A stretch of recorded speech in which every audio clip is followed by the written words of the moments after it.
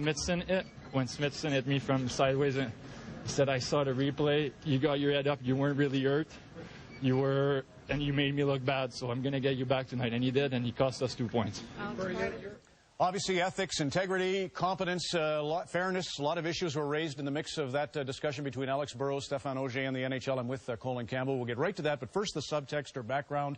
December the 8th was the game in Nashville. Vancouver were playing in the second period against the Predators. You'll see Alex Burrws take a pass on the left wing boards and begin the breakout when he's hit by Jared Smithson. You make the call. Absence against Felix Potvin and the LA Kings. Canucks have taken a call from anyone right now. Right. Oh, we got an injured player.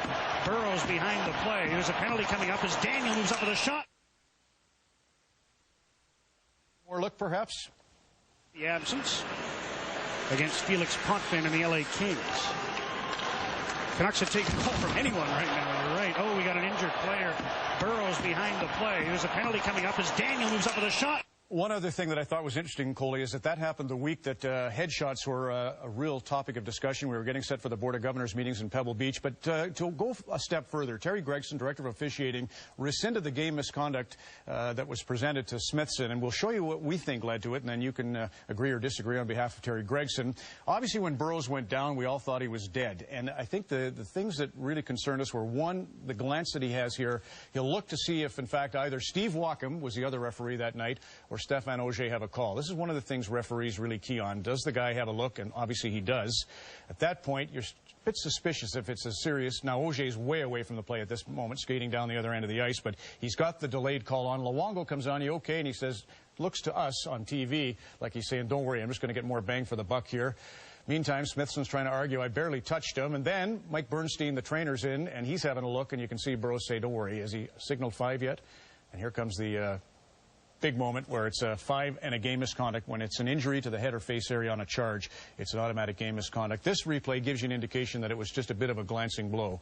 In any event, he said that because he looked bad, Alex Burrws did, because Auger was embarrassed by the embellishing, he was going to get him. First of all, do you agree with our assessment that that's why Terry Gregson rescinded the game misconduct? Well, we discussed those with Terry Gregson. The general manager of the opposing team, Nashville, requests us to rescind the game misconduct, so it's not on his record, because in some cases 2, in other cases 3 lead to an automatic 1-game suspension. So Terry looked at it, and if he decides he's going to rescind that game misconduct, he has a discussion with the referee who assessed it. And he had the discussion with Stéphane Auger, and he said, we're going to rescind it. And yes, I agreed with the rescinding of the game misconduct because we didn't feel it was a 5-minute penalty, and it could have been a 2-minute penalty, no problem, but we felt it didn't deserve a game misconduct in a 5. Because of that video evidence? Did it happen later that night when Terry looked at the tape, or what? We looked at everything on the video. Now, you obviously talked to Stéphane about the decision to go ahead. How does he feel? Referees must feel a little bit like they've been undercut when a decision like that's overturned. Yeah, and that's why Terry handles it. Not hockey operations, but it goes directly to Terry, and Terry... You talk referee talk. Stephen Wacham did it, Andy Van Helmen did it, Brian Lewis did it. You talk to him. We'll give you our input, but we're not going to make the decision. We don't want to look like we're undermining referees, and we can make all our calls from, what'd you call it, Ron, the ivory tower where we work. Once upon a time, right? Right. But we add our hockey thoughts to it, and we say, Terry, you make the call. You got to deal with the referee on this play. Do you think it was a good move to put Auger back into the rematch on January the 11th? Well, we don't pick and choose when it gets down to the playoffs. We certainly pick and choose for the last 2 weeks of the season when we think there's real difficult, tough games, and referees understand that we put more experienced people into games. But in some situations, we just let it roll because they have to get back on the so-called horse and do what they have to do. I don't think it really mattered. It was Nashville, Ron. Well, no, but it's the Burrws had obviously embellished, and he got caught. So it's Burrws and him. Now, a lot of people, did we show already the discussion that took place? I think I saw it out of the corner of my eye. Okay, we'll lead you through some of these things. But obviously, there's been some derision about Auger's decision to go pre-game and talk to Alex. I can't imagine he said, I'll get you. We all agree on that. But people are, and you seem to think that it mightn't have been the time. I thought it was a good time to go with, to create that rapport, to manage the, conflict. Well, as it turns out, you have to be careful. You have to address and assess the situation. What type of referee are you? the players you're dealing with, what kind of history do you have with them. Auger felt he had, I guess, they spoke in French, so he felt there would be no miscommunication, English to French, French to English, and he made a call. We don't think it was the wisest call at that time when you look at the situation. As a coach, what did he say? Can you please tell us what he said? What did Auger said? Yeah. Auger said basically, I don't have his words in front of me, but he referenced that game and that you embarrassed me on that call, trying to turn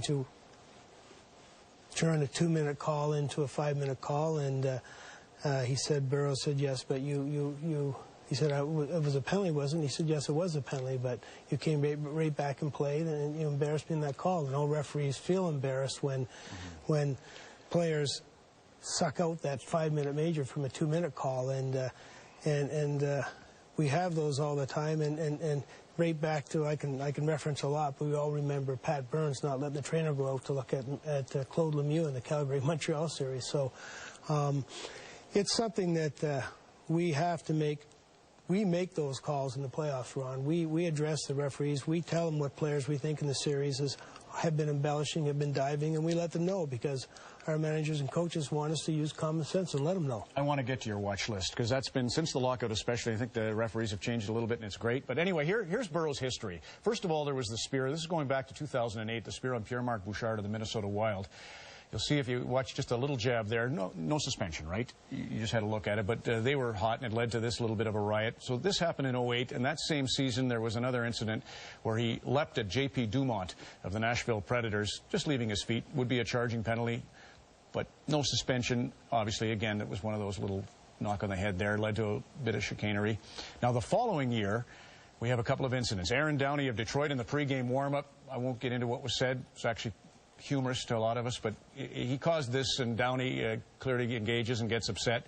So it was a bit of a problem. For no suspension, though. Any fine out of that for Burrws? I think Downey got, or do you recall? We fined Downey. Just Downey, yeah. Yes. Obviously for the stick. And then the next thing was Zach Stortini is coming over here, and on the bench, Alex Burrws from the players' bench, we'll spotlight him here, punches, and for that you gave a $2,500 fine, to which Alex Burrws said, no, don't run that yet, you guys. It's actually the quote we want.